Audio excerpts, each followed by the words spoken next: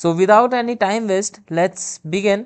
सो सबसे पहले हम लोग बात करते हैं कि 1857 की क्रांति हुई थी, उससे पहले कुछ एक राजपुताने में सहायक संधियां अंग्रेजों ने की थी।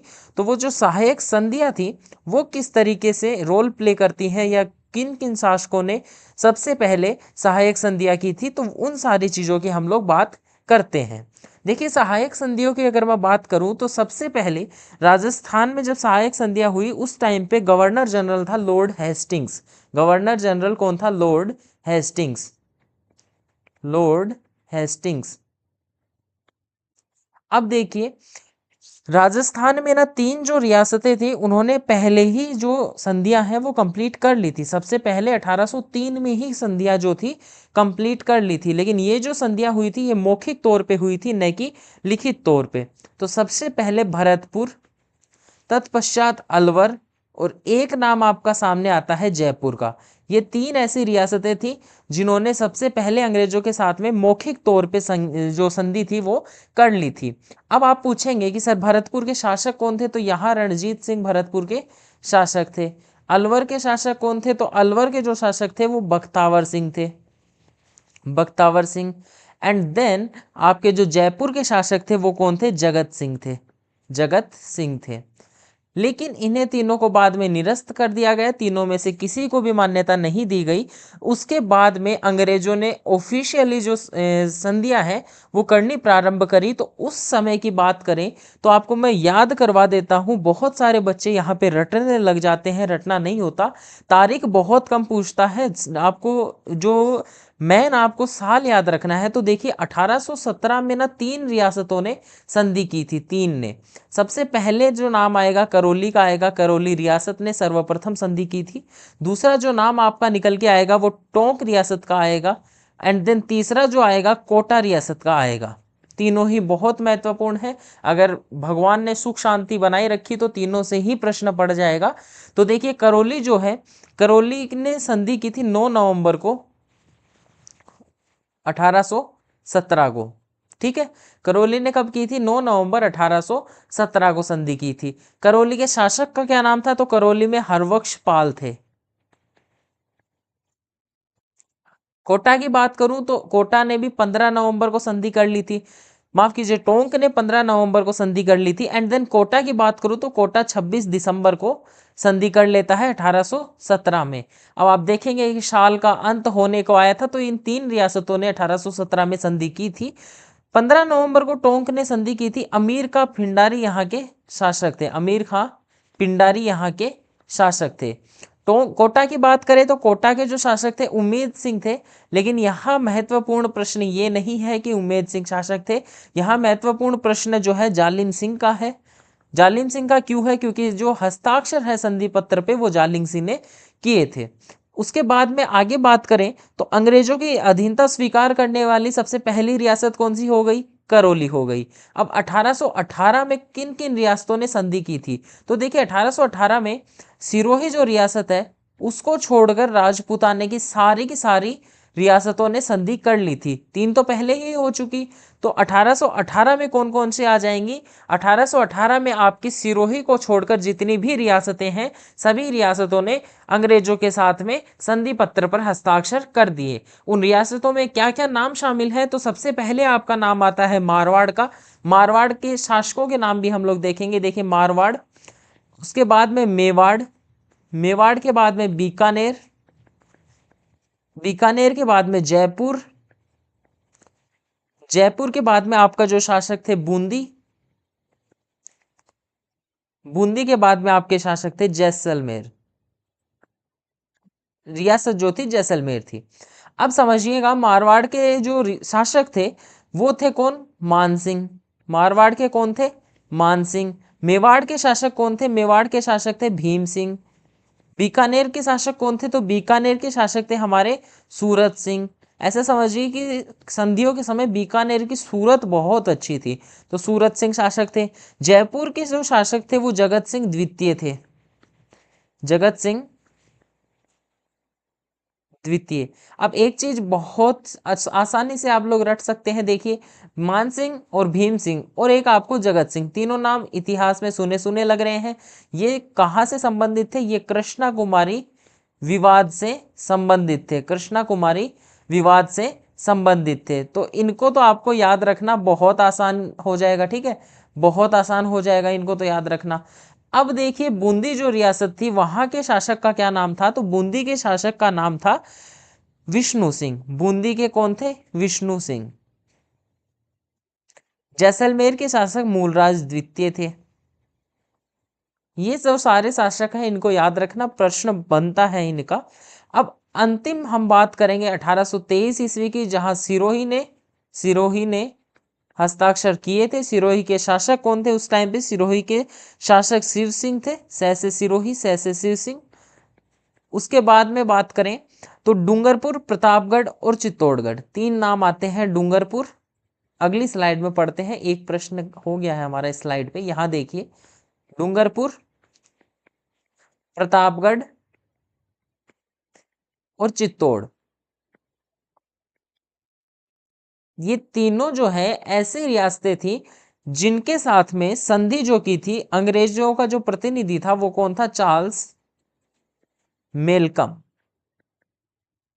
चार्ल्स मेलकम ने यहां संधि की थी। इन तीनों के स्थान पे एक नाम और आ सकता है, दक्षिणी राजस्थान। दक्षिणी राजस्थान, तो कंफ्यूज मत होइएगा, इन तीनों की जगह ये नाम भी आ सकता है। अब आगे चलेंगे, उससे पहले आप मुझे कमेंट सेक्शन में बताइए कि मेरी वॉइस आपके पास प्रॉपर पहुंच रही है क्या, या इतने पढ़ाए हुए में से कोई डाउट है या नहीं है, मुझे जल्दी से कमेंट में बता दीजिए। चलिए आगे चलते हैं, आप कमेंट करिए, अगर कोई डाउट हो तो कमेंट करिए, तब तक हम लोग आगे बढ़ते हैं। देखिए राजस्थान में क्रांति के समय जो रियासतों के शासक थे उनके नाम आपको याद रखने हैं और बहुत इंपॉर्टेंट होगा, क्योंकि प्रश्न यहां से जनरली उठाया जाता है, जनरली यहां से प्रश्न बनता है। तो देखिए कोटा जो रियासत थी उनके शासक कौन थे? कोटा के शासक थे राम सिंह द्वितीय। और कोटा के जो पॉलिटिकल एजेंट थे वो मेजर बर्टन थे। मारवाड़ रियासत के तख्त पे कौन बैठा था? तख्त सिंह बैठे थे, लेकिन वहां के पॉलिटिकल एजेंट कौन थे? मैक मोशन थे। वहीं भरतपुर रियासत में जसवंत सिंह, मेवाड़ रियासत में स्वरूप सिंह का नाम आता है। स्वरूप सिंह तो आपको याद भी हो जाएंगे, आगे काम आएंगे। जसवंत सिंह याद रखना है, इंपॉर्टेंट है। यहाँ का पीएम मॉरिसन था और मेवाड़ का पीएम मेजर सावर्स था। जयपुर रियासत में राम सिंह द्वितीय ही थे। कोटा और जयपुर दोनों में ही राम सिंह थे। कर्नल ईडन यहाँ के पॉलिटिकल एजेंट थे। सिरोही रियासत में शिव सिंह ही थे जिन्होंने 1823 में संधि की थी, वो ही शिव सिंह अभी भी शासक थे। जेडी होल्स यहाँ के पॉलिटिकल एजेंट हैं। धौलपुर रियासत में भगवंत सिंह, इंपॉर्टेंट प्रश्न पूछा जा सकता है धौलपुर का। बीकानेर रियासत में सरदार सिंह थे जिन्होंने अंग्रेजों की टीबी पर करने तक, माफ कीजिए, जो राजस्थान के बाहर जाकर भी सहायता की थी। करौली रियासत जो है वहां के शासक थे मदन पाल। करौली के मदन पाल का भी बहुत बड़ा रोल सामने आता है, अब हम लोग एक एक करके पढ़ेंगे आगे। लेकिन उससे पहले और जो थोड़े शासक बच गए उनको भी देखिए। टोंक जो रियासत थी वहां के शासक थे नवाब वजीरुद्दौला। उसके बाद में बूंदी में थे राम सिंह, तो कोटा, बूंदी और जयपुर तीनों में ही राम सिंह थे। अलवर रियासत में विनय सिंह थे। जैसलमेर में आपके रणजीत सिंह थे। झालावाड़ में आपके पृथ्वी सिंह थे। ये पृथ्वी सिंह वो ही हैं जिनको तात्या टोपे ने हरा दिया था। प्रतापगढ़ रियासत में दलपत द्वितीय थे। बांसवाड़ा रियासत में लक्ष्मण सिंह थे और डूंगरपुर रियासत में उदय सिंह थे। ये लक्ष्मण सिंह वो ही थे जो तात्या टोपे से डरकर राजस्थान से भाग गए थे, ठीक है। आगे चलिए, देखिए 1857 की जो क्रांति हुई, क्रांति का प्रतीक क्या था? रोटी और खिला हुआ कमल का फूल। अब आप बोलोगे सर दो कैसे प्रतीक हो गए? तो देखिए रोटी जो था वो तो था गांव वालों के लिए, यानी कि जन सामान्य के लिए, और जो खिला हुआ कमल था वो था सैनिकों के लिए।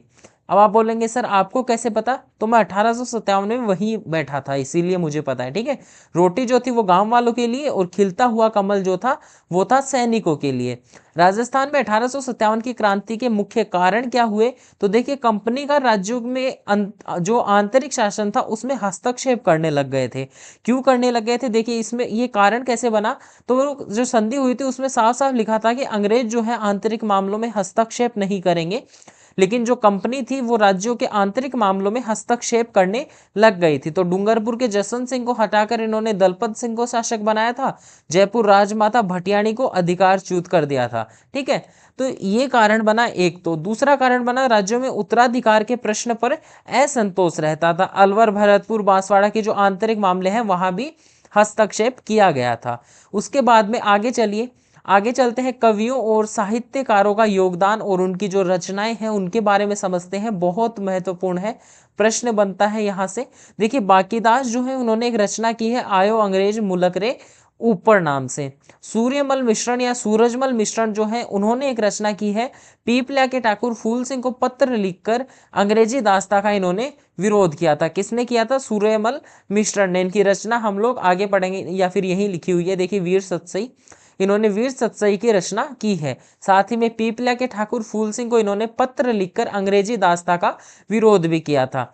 वीर सतसई जो है इसकी रचना 1857 ईस्वी में क्रांति के दौरान ही की गई थी। उसके बाद में कवि गिरवर दान जो थे उन्होंने आहुआ के युद्ध में 3 छप्पे लिखे थे। ठीक है, आहुआ के युद्ध पे 3 लिखे थे क्या? ठीक है, जीके बाई वीके सर, नमस्ते सर, नमस्ते नमस्ते नमस्ते everyone, welcome to the class. चलिए आगे देखते हैं, राजपूताना रेजिडेंसी। देखिए, राजपूताना रेजिडेंसी जो है इसकी स्थापना 1832 में अजमेर में हुई थी। अजमेर में राजपूताना रेजिडेंसी की स्थापना हुई थी। क्रांति के समय राजस्थान के जो एजेंट टू गवर्नर जनरल थे, राजस्थान में आप सभी को पता है किस तरीके का शासन होता था। तो सबसे पहले केंद्र में बैठते थे गवर्नर जनरल, उसके बाद में राज्य में बैठते थे एजीजी, और उसके अंडर में होते थे पॉलिटिकल एजेंट्स। तो पॉलिटिकल एजेंट्स तो अभी हमने पढ़े, तो हम लोग एजीजी की भी बात कर लेते हैं। तो जॉर्ज पैट्रिक लॉरेंस जो थे उस टाइम पे एजीजी थे। एजीजी कार्यालय कहाँ था? अजमेर में। लेकिन यहाँ अजमेर के साथ साथ 1845 में माउंट आबू में भी कार्यालय की स्थापना की गई थी। माउंट आबू में क्यों गई थी? अंग्रेज जो थे ना उनको गर्मी बहुत ज़्यादा लगती थी। तो जब राजस्थान की इतनी तेज गर्मी होती थी तो उनसे कहाँ सहन होगी, तो उन्होंने क्या किया, गर्मियों के टाइम पे ये चले जाते थे माउंट आबू में, जहाँ इन्होंने 1845 में इनका कार्यालय स्थापित किया था। 19 मई 1857 को एजीजी लॉरेंस को मेरठ विद्रोह की सूचना माउंट आबू में ही मिली थी। आप देखेंगे मई जो है गर्मी पड़ने लग जाती है, इसीलिए ये लोग कहाँ चले गए थे? माउंट आबू चले गए थे। और जब इनको मेरठ के विद्रोह की सूचना मिली तो वो कहाँ थे उस टाइम पे? वो थे माउंट आबू में। आगे चलिए, क्रांति के समय क्या था? अजमेर में ना 15वीं नेटिव इन्फेंट्री थी। कौन सी इन्फेंट्री थी? 15वीं नेटिव इन्फेंट्री थी। लेकिन अब क्या हुआ, 15वीं नेटिव इन्फेंट्री में तो राजस्थान के सैनिक थे। अब क्या हुआ, लॉरेंस जो था उसको ऐसा लगा कि यार अगर इन्हें यहाँ रहने दिया तो यहाँ से ये लोग हथियार चुराएंगे और फिर विद्रोह करेंगे। तो इन्होंने क्या किया, जो 15वीं इन्फेंट्री थी उसको नसीराबाद की छावनी में भेज दिया। साथ ही जब ये यहाँ पहुंचे तो यहाँ पे आपको 30वीं बंगाल नेटिव इन्फेंट्री और साथ में बम्बई लांसर्स, ये दोनों बटालियन पहले से ही तैयार थी। अब जब ये यहाँ पहुंचे तो इन दोनों बटालियनों से इनके चारों ओर गश्त लगवाई गई, मतलब इनसे कहा गया कि 15वीं बीएनआई का ध्यान रखना, कहीं ये विद्रोह ना कर दें। अब ऐसा जब कोई करेगा तो ऑब्वियसली बुरा लगेगा, तो इनको भी बुरा लगा 15वीं बीएनआई वालों को, और इन्होंने क्या किया, इन्होंने यहाँ विद्रोह कर दिया। बम्बई लांसर्स ने क्या किया? बम्बई लांसर्स ने अंग्रेजों का साथ दिया। लेकिन उससे पहले हम लोग अंग्रेजों की बटालियन और पढ़ लेते हैं। देखिए, मेरवाड़ा बटालियन राजस्थान में ब्यावर में है और 1822 में इसकी स्थापना की गई थी। इन्होंने क्रांति में भाग नहीं लिया। शेखावाटी ब्रिगेड जो है 1834 में झुंझुनू में स्थापना की गई थी। बहुत महत्वपूर्ण प्रश्न और बहुत बार एग्जाम में पूछा भी जा चुका है। जोधपुर लीजियम जो है 1835 में स्थापना एरियनपुरा में। मेवाड़ भीलकोर 1841 में खेरवाड़ा में स्थापना, इन्होंने भी क्रांति में भाग नहीं लिया था। तो ब्यावर और खेरवाड़ा जो थी छावनियां, वहां पे क्रांति नहीं हुई थी। आगे चलिए, आगे चलकर देखते हैं हम लोग राजस्थान में जो सैनिक छावनियां थी। राजस्थान में उस टाइम पे टोटल 6 सैनिक छावनियां थी।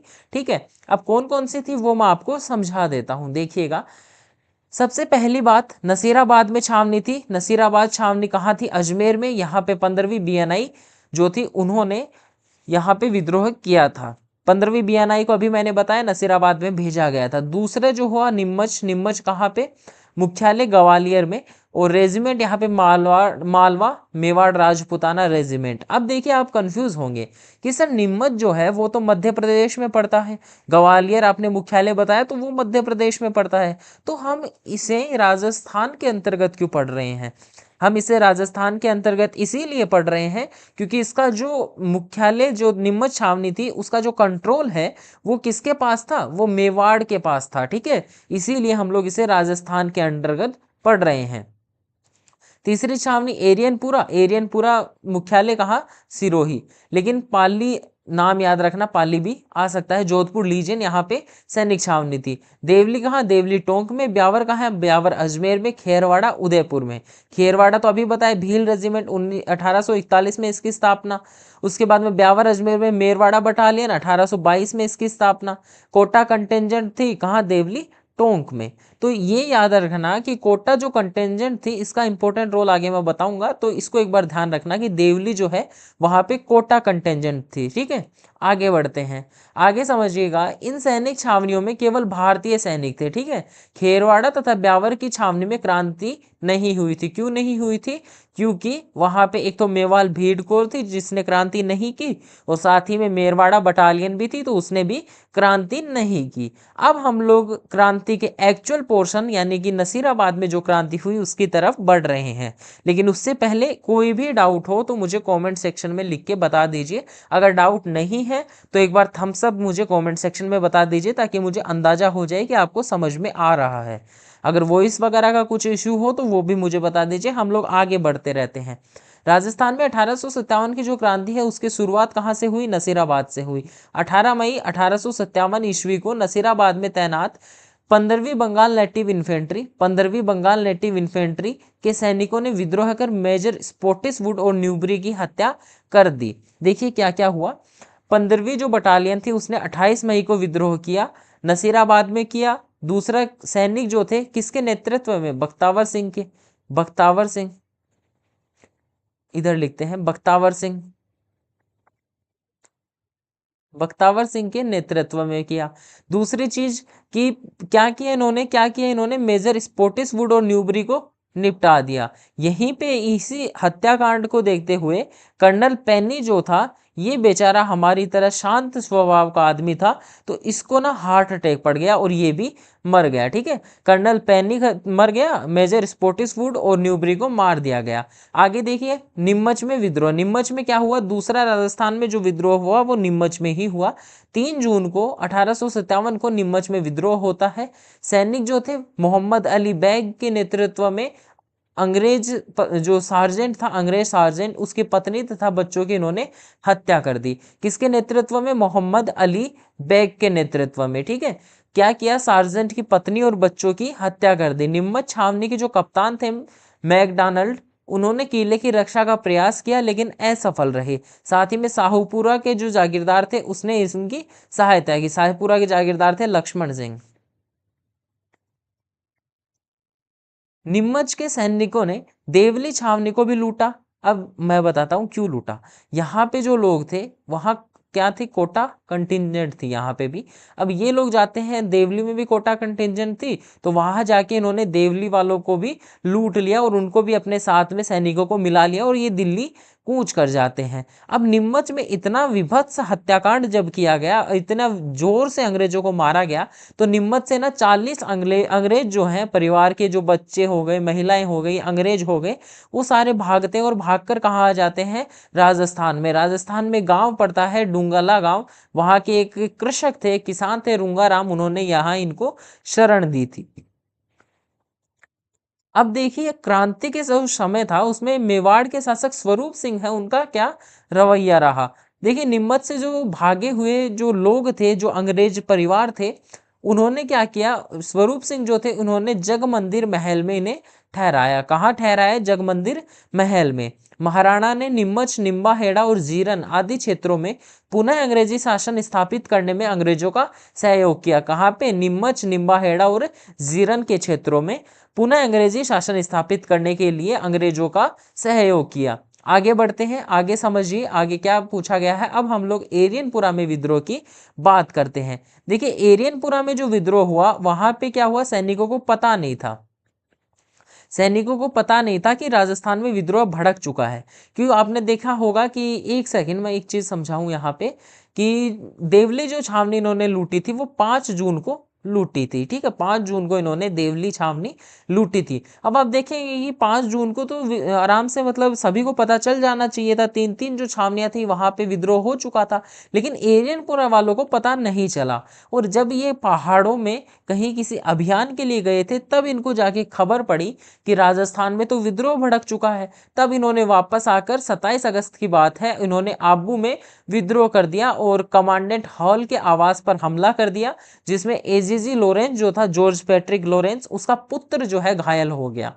अब आप एरियनपुरा में नेतृत्वकर्ताओं की बात करें तो यहाँ 3 लोगों के नाम आपको याद रखने हैं, तिलक राम, शीतल प्रसाद और मोती खां, ठीक है, तीनों के नाम आपको याद रखने हैं। यहाँ से जो क्रांतिकारी भागे उन्होंने एक नारा दिया, चलो दिल्ली मारो फिरंगी का नारा दिया। बहुत बार ये नारा प्रश्न में पूछा जा चुका है, पेपर में पूछा जा चुका है और बच्चों के तोते उड़ा दिए थे इसने, ठीक, तो अब तो बहुत मतलब कॉमन सा क्वेश्चन हो गया, बट एक बार फिर भी हमें याद करके चलना है, अगर पेपर सरल बना तो प्रश्न पूछा जा सकता है। इन सैनिकों की खेरवा नामक स्थान पर आहुआ के जो ठाकुर थे कुशाल सिंह चंपावत, उनसे मुलाकात हुई। कहाँ हुई? खेरवा नामक स्थान पे। ये आपको कहीं किसी बुक में नहीं देखने को मिलेगा, तो इंपॉर्टेंट है, आप यहीं पढ़ पाएंगे, तो देख लीजिए एक बार, इंपॉर्टेंट प्रश्न है।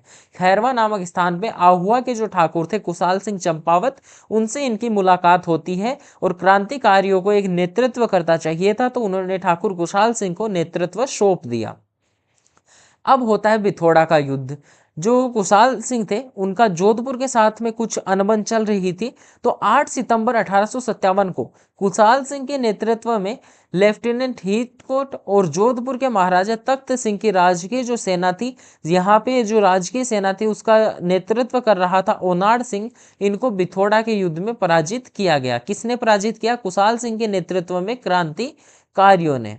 क्रांतिकारियों ने किसे पराजित किया? एक तो लेफ्टिनेंट हीथकोट और दूसरा ओनाड सिंह, ठीक है। जोधपुर राज्य की सेना का जो नेतृत्व है वो किसने किया? कुशलराज सिंधवी ने किया।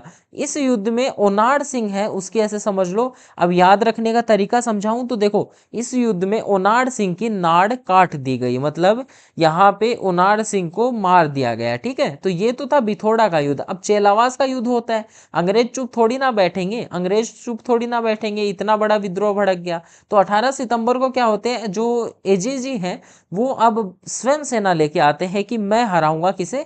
कुशाल सिंह चंपावत को। तो युद्ध होता है कुशाल सिंह और ब्रिटिश सेना के बीच में। इसमें भी कुशलराज सिंधवी, जो कुशाल सिंह जो है चंपावत, उनकी विजय होती है। यहाँ पे क्या होता है, कौन कौन आता है समझिएगा।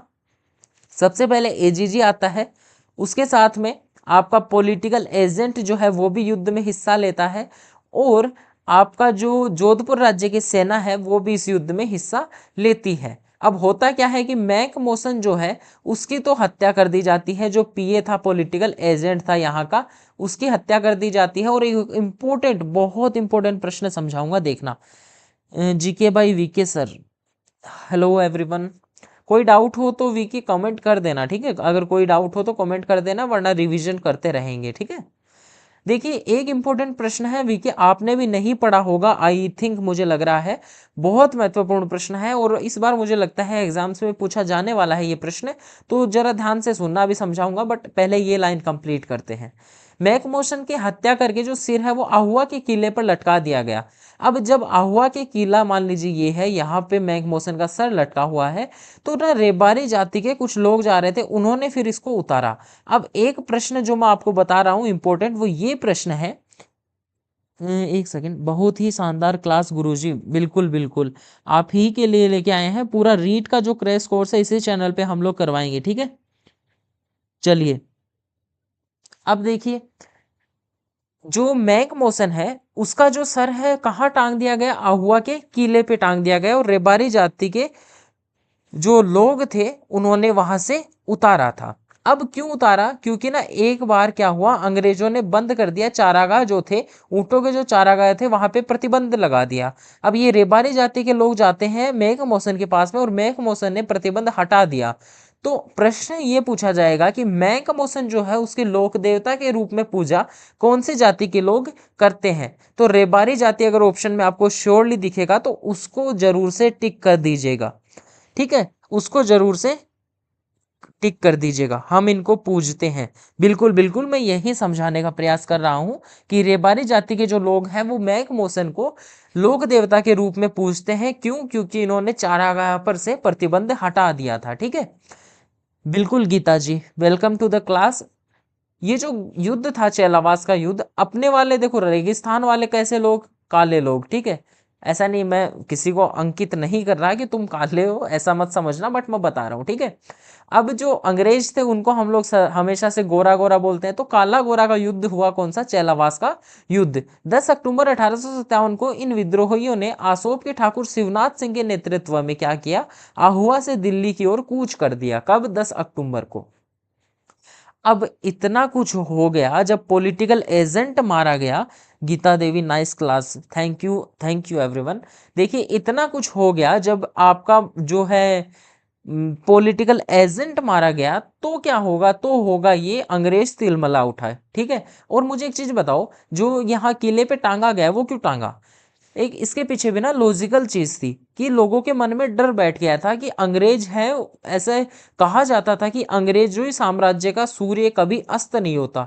तो उसी चीज को साबित करने के लिए कि देखो इन्हें भी हराया जा सकता है, लोगों के मन में वो डर की भावना हटाने के लिए इन्होंने क्या किया, ये जो सर है इसको किले पे टांगा। आप आगे देखेंगे बर्टन का सर जो है पूरे कोटा में घुमाया गया, ठीक है।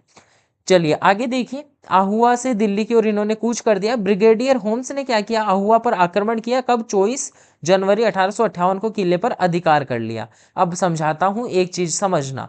20 जनवरी को तो युद्ध शुरू हुआ। जो आपके आए थे कौन लास्ट में? आपने देखा ब्रिगेडियर होम्स। उसके बाद में 4 दिन तक युद्ध चला और 24 तारीख को किले पर अधिकार हो गया, ठीक है।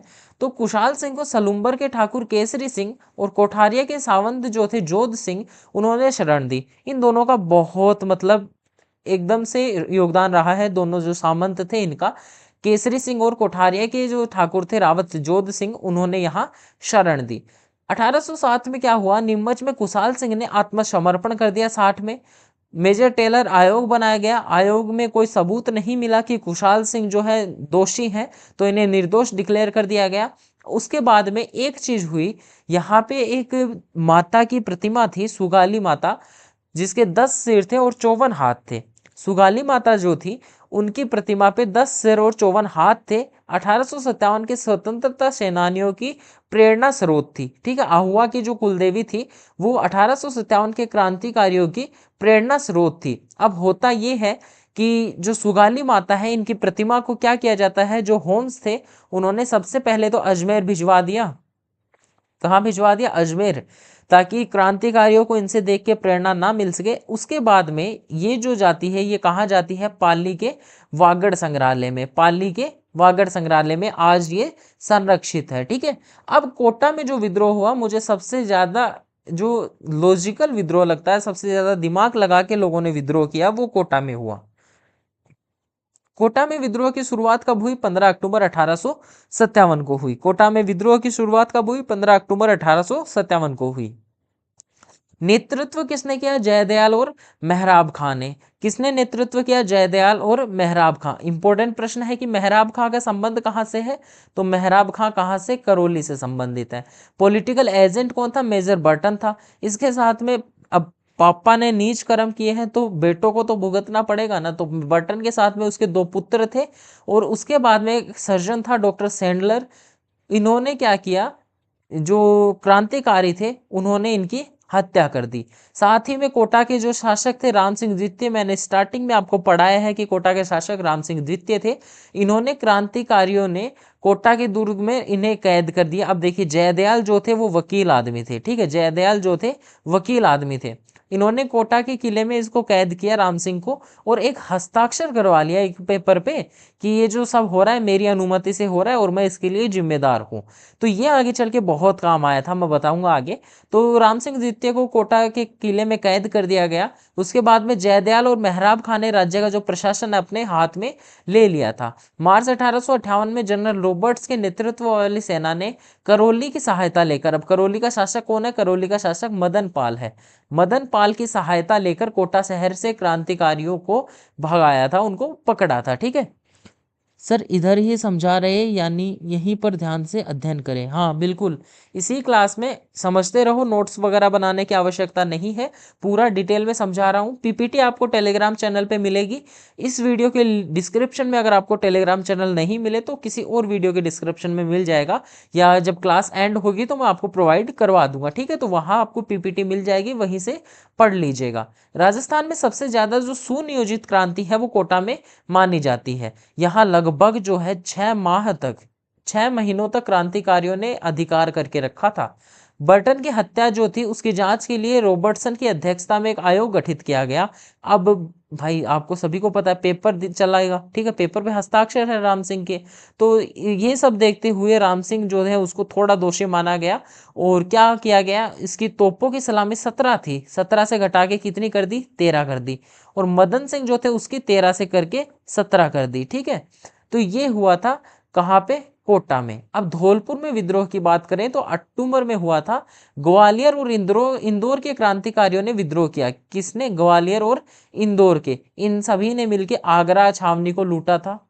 आगरा छावनी को इन्होंने लूटा था। नेतृत्व करता राव रामचंद्र और हीरालाल ने किया। अब यहाँ का जो विद्रोह दबाने के लिए क्या किया गया, दिसंबर में ना पटियाला की सिख रेजिमेंट को बुलाया गया। पटियाला की Sikh regiment, Sikh regiment, Sikh regiment को बुलाया गया।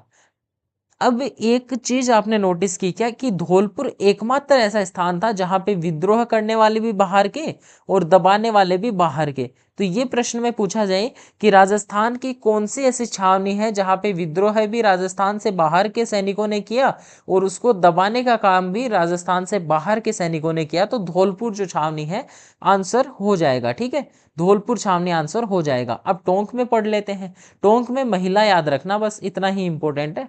टोंक में महिला याद रखना। टोंक की राजकीय सेना में मीर आलम खां के नेतृत्व में विद्रोह हुआ। मीर आलम खां के नेतृत्व में। टोंक का जो नवाब था वजरुद्दौला वो अंग्रेजों का स्वामी भक्त बना रहा।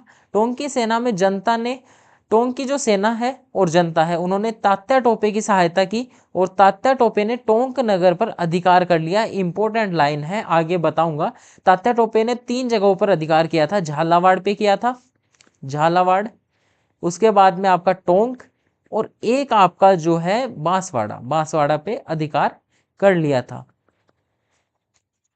बीकानेर के शासक की भूमिका क्या थी? सरदार सिंह जो था क्रांतिकारियों की दमन करने के लिए खुद ने ही एक अभियान चला दिया और राज्य से बाहर जाकर पंजाब के हांसी, सिरसा और हिसार तक अंग्रेजों की सहायता की। प्रसन्न हो गए अंग्रेज, तो टिब्बी जो परगना था, टिब्बी परगने के 41 गांव जो है सरदार सिंह को भेंट कर दिए गए। ठीक है, आगे चलिए। जयपुर में क्या हुआ? जयपुर में विलायत खां, उस्मान खां और सादुल्ला खां ने क्रांति की। मुगल सम्राट से मिलकर क्रांति का षड्यंत्र रचा गया। क्रांति के समय सामोद के जो रावल शिव सिंह है उन्होंने मुगल बादशाह को निष्ठा का प्रतीक नजर भेंट की। ठीक है, निष्ठा का प्रतीक क्या? नजर, नजर उन्होंने भेंट की किसको?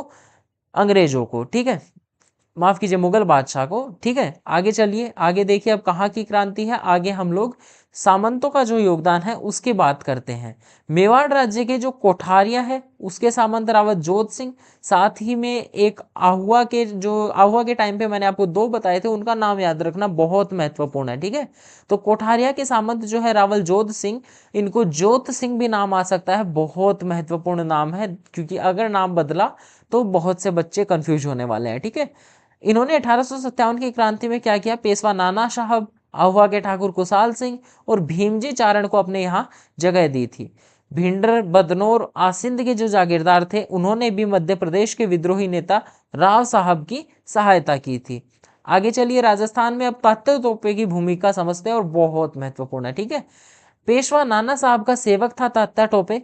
इसका वास्तविक जो नाम था रामचंद्र पांडुरंग था। 22 जून 1858 को अलीपुर में चार्ल्स नेपियर से पराजित होने के बाद सैनिक सहायता की आशा से राजस्थान आता है। ठीक है, कब आता है? 8/8/1858 में राजस्थान में प्रवेश करता है। ठीक है, तात्या टोपे ने टोंक नगर, झालरापाटन, बांसवाड़ा पर अधिकार कर लिया। अभी मैं आपको बता के आ रहा हूं। और क्या हुआ? और हुआ, तात्या टोपे जो है नरवर के मान सिंह की विश्वासघात के कारण पकड़े गए। और क्या हुआ? अंग्रेजों ने इनको 8 अप्रैल 1859 को फांसी दे दी। उसके बाद में तात्या टोपे का एक इंपॉर्टेंट चीज ये है कि ये जैसलमेर नहीं गए, बाकी पूरे राजस्थान में ये घूमते रहे और पूरे राजस्थान से अंग्रेजों के खिलाफ सैनिक सहायता मांगते रहे। कैप्टन सावर्स जो था उसने तात्या टोपे को फांसी देने का जो निर्णय किया उसकी आलोचना की।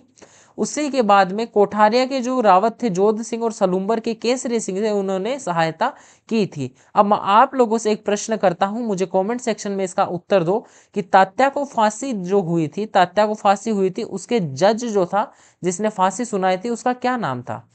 बताइए जरा कमेंट में कि तात्या टोपे को जो फांसी हुई थी तो जिस जज ने फांसी सुनाई थी उसका नाम क्या था? कमेंट में बताइए अभी के अभी बताइए। तब तक हम थोड़ा जलपान भी कर लेते हैं। वीके सर कमेंट करिए जरा, बताइए। नहीं पता तो वैसे कमेंट करो, फिर मैं बता के आगे बढ़ता हूँ। पता हो तो मुझे कमेंट में बताओ फिर से।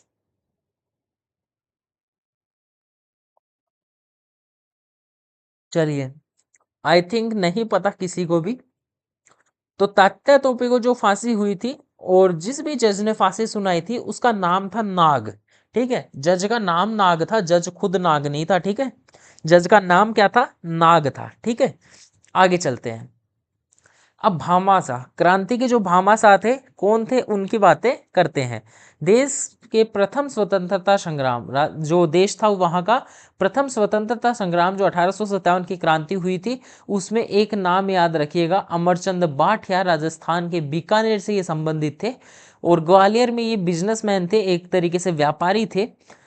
अमरचंद बाठिया जो है राजस्थान के पहले ऐसे व्यक्ति थे जिन्होंने ब्रिटिश सरकार द्वारा फांसी दी गई। ठीक है, 1857 की क्रांति में फांसी जिसको हुई थी सबसे पहले वो अमरचंद बाठिया को हुई थी।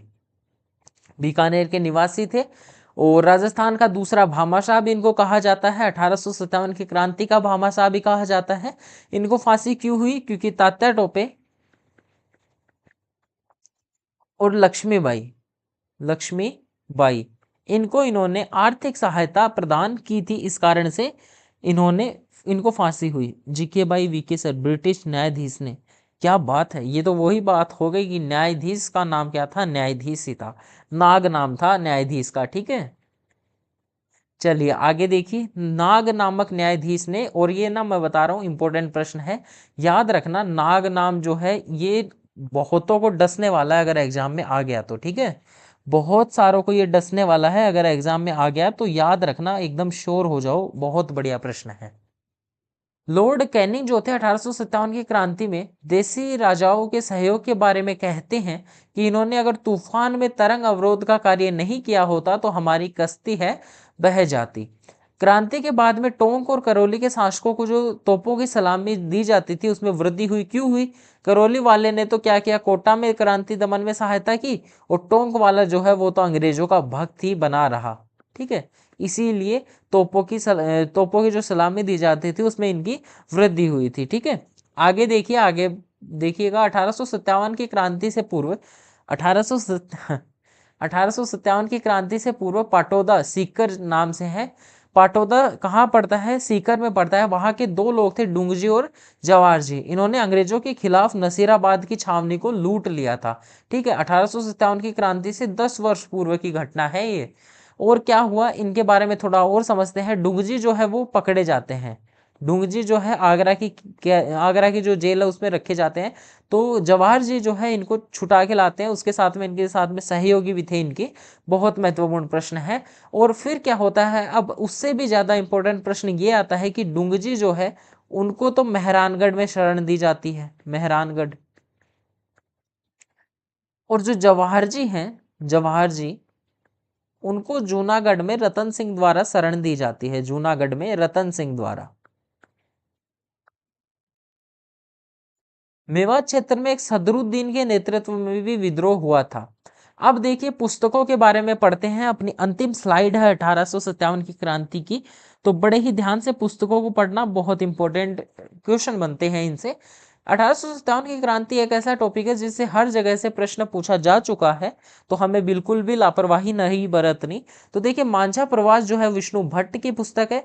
मूलक राम मीठा ठग, मीठा क्या होती है, मीठी शक्कर होती है, तो शंकरदान सामोर ने ये लिखी थी। गद्दर की सुबह शाम, देखो गद्दर थोड़ा मुस्लिम जैसा नाम दिख रहा है ना, तो हसन निजामी जो थे, ऐसा ये भी नाम है, तो हसन निजामी ने गद्दर की सुबह शाम नामक रचना की थी।